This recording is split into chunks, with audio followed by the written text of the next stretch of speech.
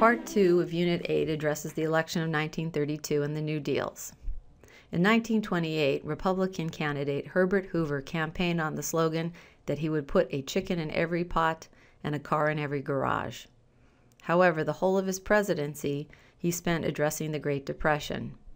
After 4 years of continued economic hardship, Americans rejected Hoover and the new era presidential policies and instead elected New Deal Democrat FDR.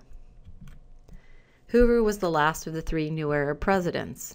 All three embraced laissez-faire capitalism, trickle-down economics, and the 19th century Carnegie philosophy of self-help. In the late 18th century, the U.S. economy experienced two downturns in the 1870s and 1890s. Pursuing laissez-faire capitalism, the economy rebounded.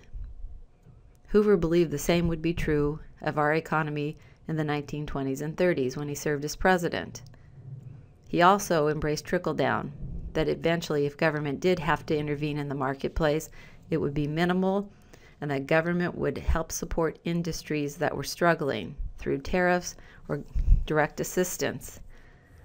The notion that if they gave to industries and helped jumpstart them, that jobs would be created. The benefits will trickle down to the average American. Having jobs, people with money would spend, and that would further trickle down to the local economies. Because of underconsumption and Hoover's tariff policies that we've already discussed, the benefits of trickle down didn't occur, and Americans continued to suffer through his presidency. When they looked for government assistance, they were told to look to themselves. Many Americans still promoted the self-help philosophy that if one worked long enough and hard enough and saved, they could succeed. However, the problem was very few jobs existed, and many Americans found themselves on the street without unemployment or social welfare programs to assist them. In 1932, the incumbent president, Herbert Hoover, ran against Franklin Delano Roosevelt, a Democrat. At first, Franklin Roosevelt seemed like an unlikely reformer. He was born into a wealthy family, an only child. He went to the finest schools. He went on trips abroad. He wanted for nothing.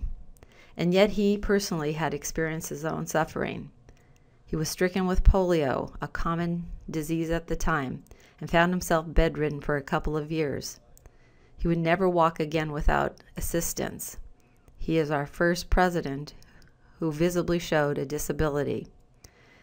His experience politically came as a New York State senator, and then he ran in 1932 as the Democratic candidate for the presidency. He would win this election hands down. The results of the 1932 election differed greatly from that of 1928.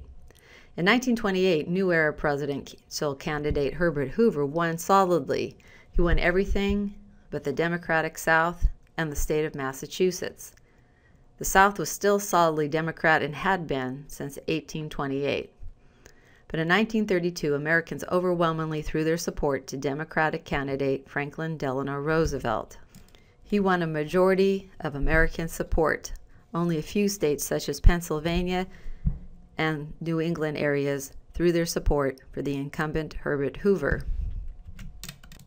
As you can see from the election of 1932 slide, Franklin Delano Roosevelt, Democrat, won both the popular vote and a large majority of the electoral vote.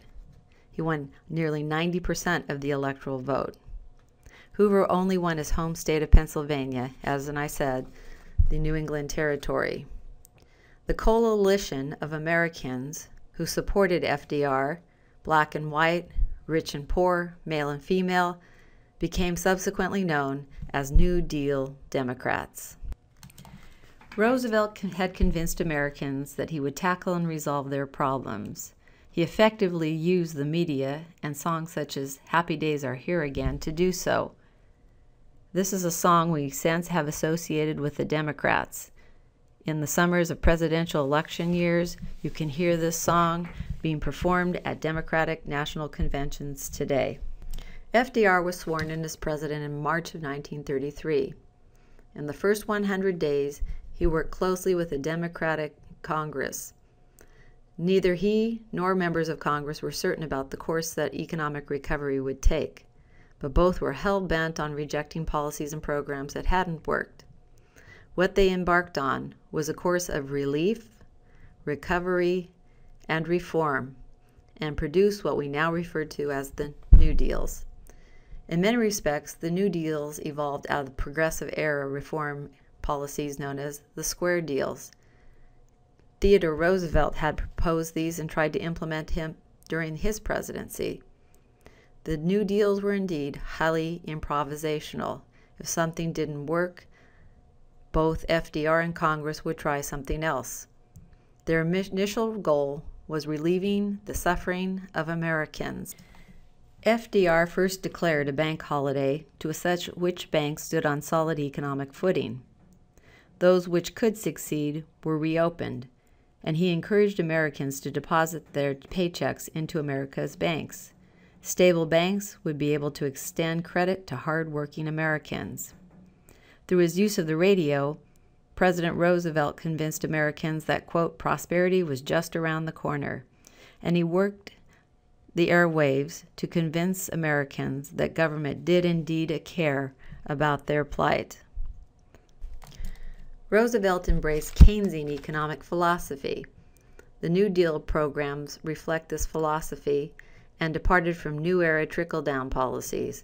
Rather than having government assist the top, big industry and business by implementing protective tariffs and financial assistance, government would itself create jobs for suffering Americans.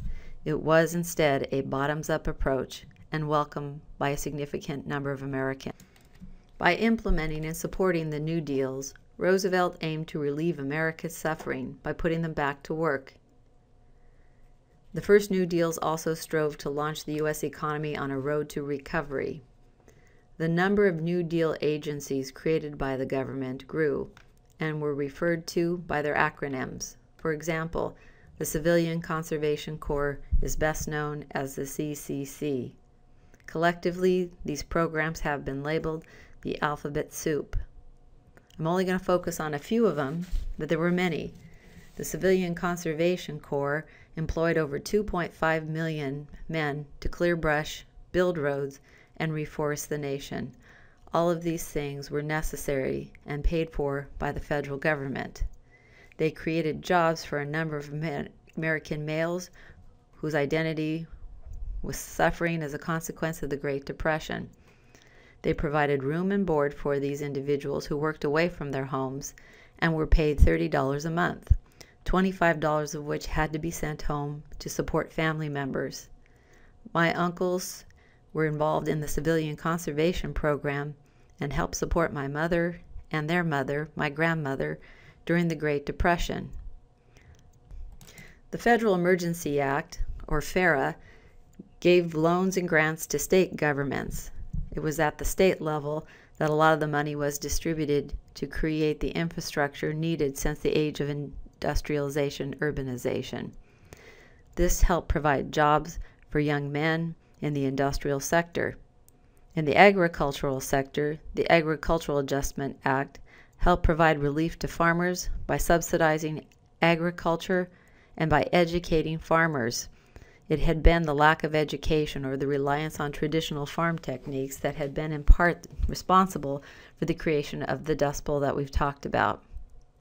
Some of the nation still was not hooked up to the electrical grid. As a consequence, the Tennessee Valley Authority, or the TVA, was constructed and implemented to build hydroelectric plants and dams on the Tennessee River, connecting Americans with electricity. With the first New Deals in place, FDR and Congress initiated the second New Deals. They wanted to launch America on the road to recovery, but initially also wanted reform. These proved to be more controversial than just relieving American suffering. The Works Progress or Projects Administration was the largest and most ambitious of the New Deal agencies. It was established by executive order in May of 1935 and lasted until June 1943, when U.S. involvement in the war and full employment made it no longer necessary. It was headed by Harry Hopkins. The purpose of the Works Projects Administration was to provide not direct relief, but work relief, job creation. In its history, the WPA, as it became known as, created 8.5 million jobs and spent over $11 billion. It employed skilled and unskilled laborers, men as well as women, writers, artists, and photographers. They built bridges and infrastructure, post offices and dams, sewage treatments and schools. Late 19th century and early 20th century American cities underwent tremendous growth and urbanization, but local government had often been unable to gain the revenue needed to modernize the urban structures and life. The WPA provided funding to create necessary programs and structures. In Chico today, one can still see the impact of the WPA and its projects in the downtown post office and on the campus amphitheater. Farther north on Highway 99, the Shasta Dam was built during the WPA Great Depression policies and era. If you travel south on Interstate 5, you will see that the California Canal was constructed as a WPA project as well to transport water from northern to southern California. In other words, the effects of the Great Depression and the policies of the New Deals are still with us and very visible in California today. The reform of problematic institutions and policies became the goal of the second New Deals.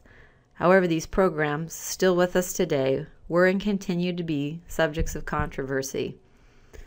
In 1935, Franklin Delano Roosevelt launched the Social Security Act. Basically, it was a payroll tax where money was taken monthly from the employee's check and matched by employers. This money was to be put away for retirement, or in case of a disability, or in the case of death given to one's survivors. Since most Americans had no money left, nor had saved any money in the banks, they had to work basically until they died. This was designed to remedy that problem. It gave them a safety net on which to retire and to live. One, however, had to be 65 before that would occur. Social Security would not go into effect officially until 1942 because money had to be put into this program in order to give it to those who were going to use it. Social Security was not also initially inclusive. Many laborers in America, farm laborers, domestics, women, migrants, immigrants, were exempt from Social Security because of these jobs. Eventually, however, in the 1960s, Lyndon Baines Johnson, LBJ, would extend Social Security in the Great Society programs and cover all Americans. While the federal government encouraged Americans then, as it does now, to put money away for retirement, Americans didn't and often still don't do so sufficiently. When Social Security Act was enacted, Americans lived shorter lives. Franklin Roosevelt couldn't possibly anticipate that by 2014, the average American would live to between the ages of 78 and 80, retire sooner, and draw from Social Security longer. Nor could Roosevelt anticipate the baby boom and the birth of over 76 million children between 1946 and 1964. Now adults, these baby boomers are over 60 and are drawing increasingly more from Social Security, taxing a program meant for 1935 conditions. President LBJ and his Great Society programs would continue to reform Social Security during the 1960s. LBJ was originally a congressman from Texas. He got a start as an NYA director for FDR in a New Deal program. He became an important member of the House between 1937 and 49, served in the Senate between 1949 and 1961, and became a powerful member of the U.S. Senate. As a consequence, he was selected in 1960 as John Fitzgerald Kennedy's running mate. He knew that he needed the South, and as a Massachusetts and a New Englander, Kennedy would have a difficult time winning a very close and very tense election. He ran against then Vice President Richard Nixon, with LBJ on the ticket, bringing Southern Democrats to support Kennedy. Kennedy became president in 1960. He would become the one and only Irish Catholic Democrat president we'd ever have. The two, JFK and LBJ, coming from very different backgrounds and worlds, did not get along. In 1963, in November, JFK was assassinated in Texas. LBJ then became the President of the United States. As President of the United States, he took his New Deal experience with him to launch a war on poverty and the Great Society. These programs were ultimately popular when they were initiated. Unpopular, however, would be LBJ's stance on foreign policy. It would be during his presidency in 1964 that the United States would officially enter the Vietnam War and Americanize the war. The Great Society programs of the 1960s and LBJ extended the New Deal mentality that the government was ultimately responsible for the well-being or the welfare of its citizens. During his presidency, Medicare, the Housing Act, NEA, and a series of other acts that I'll discuss were passed. Medicare is currently with us. It was established to assist medical coverage for persons over 65 years old who might not be able to provide full coverage for themselves. Today it is very controversial and yet well supported by the over 65 crowd. Many Americans, hardworking Americans in urban centers, relied on the Housing Act to provide low income but clean and decent affordable housing for them. The National Endowment for the Arts was also a part of the Great Society program and LBJ's war on poverty. Like FDR, who funded art programs, photographers during the New Deals, so too did LBJ. Some of the artwork that has since been produced by artists in the NEA have been controversial and oftentimes condemned by more traditional and conservative members of American society. The Great Society also launched a safer environment. The Clean Air and Water Acts provided safety standards imposed on auto emissions to produce cleaner air, as well as standards on manufacturers and businesses. Consequently, they could no longer dump waste into America's waterways or pollute the air. Well before Earth Day, LBJ was promoting a cleaner environment. Many of you might be benefiting from the Higher Education Act's results. Under it, the federal scholarships were established for college students. It ultimately allowed more college students access to education beyond high school and provided economic and social opportunities for them, as it may be for you. When we last talked about mental health, it was in the early 19th and mid-19th century in relation to Dorothea Lynn Dix.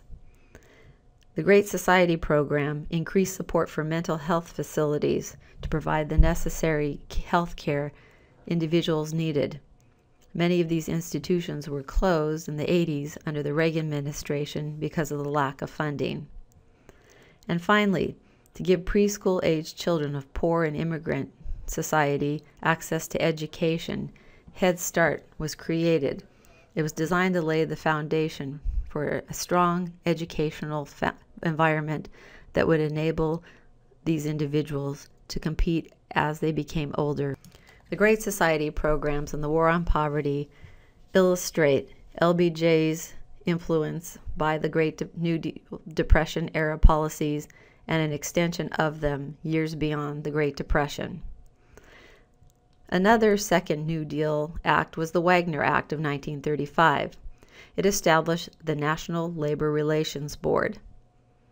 Finally, labor had the right to organize. It had the right to create unions, the right to strike, and collectively bargain. The result was the growth of unions. Another consequence of the act was the minimum wage. Until this point, there was no minimum wage in the United States. A minimum wage on which laborers needed to sustain themselves was established. Currently, the minimum wage is being debated by the Obama administration and by Americans. Should the minimum wage increase because the cost of living increase? Many argue that an increase in the minimum wage would hurt small businesses. Others argue that you create more consumption as America's employees have more money to spend. America's banking system had been unstable since its inception in the late 18th century. Bank failures were oftentimes the norm and not the exception. We saw that by 1929, many banks had gone under. Authored by Senators Glass and Stegall, FDIC was created under the Bank Act of 1933. It was implemented in 1935. It was designed to prevent runs on banks and bank foreclosures. It created FDIC, Federal Deposit Insurance Corporation. This guaranteed depositors that up to $2,500 in 1935 and beyond, if they had that money in the bank, if bank closed, it would be recouped. Today, if you have $250,000 in a bank and it goes under, FDIC guarantees that you'll get that money back. The second New Deals faced criticism from both the right and the left. The right believed the New Deals to be too socialist and too interventionist in nature. The left criticizes them for not being interventionist or socialist enough. Nevertheless, many of the New Deal programs still remain today. The New Deals and Keynesian economics did help alleviate the misery of Americans, but it was the U.S. entry into World War II in 1941 that would restore full employment in the United States and end the Great Depression. U.S. foreign policy comprised the topics 9 through 12 and the next unit of this course.